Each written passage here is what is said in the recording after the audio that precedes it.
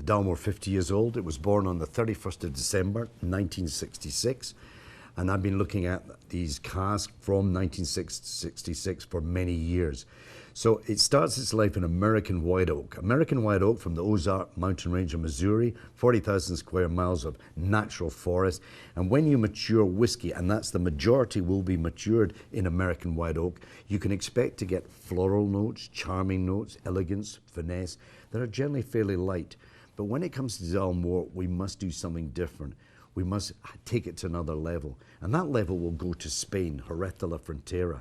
Frontera, they produce sherry, which is a fortified wine. Now, sadly, a lot of Americans don't drink sherry anymore, but nevertheless, this is a very special sherry. This is Methuselah sherry that is 30 years old. And how it works is we buy this, what we call a sherry cask, a sherry butt, that will contain about 600 litres. We empty that sherry out in Spain, and they leave me 5 litres in that cask. And that keeps the cask rather moist, and it comes from Jerez de la Frontera into Scotland. By the time it arrives in Scotland, it's only about 3 litres left, and then we empty that out.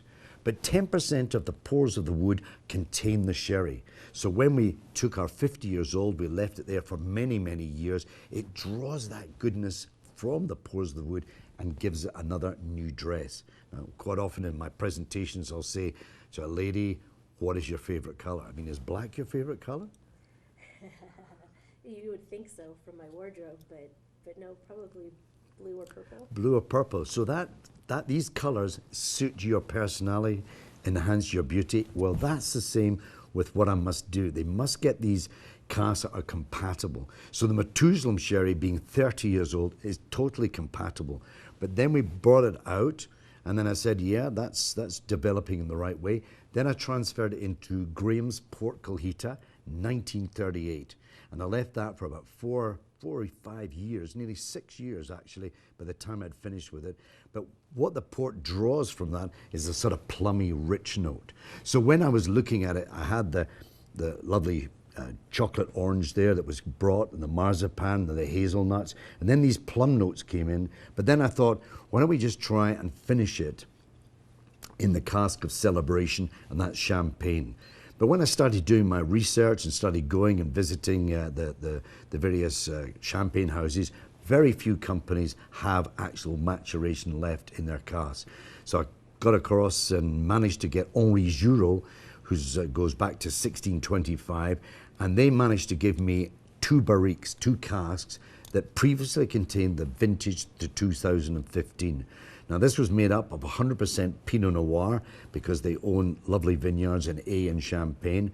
And the wine came over, we emptied the wine out, and then I filled it immediately with the 50 years old. Well, it wasn't 50 obviously at that time, until it became just short of 50 days. Because what is important, before I started adding, into the champagne cask, it was sitting around about 42% alcohol. And what I had to be very careful, if it goes below 40% alcohol, you can no longer call it Scotch whisky. So after we thought 50 days, I thought I just cannot take the chance anymore, but I'm already seeing just that degree of finesse. So when you really knows the 50 years old, you will see all these notes, but towards the end, you'll just detect a little hint, a softness, a finesse, an elegance, almost a sort of the grape pulp coming towards the end. But it's very, very tender, it's very beautiful. But what more is important is it's not woody.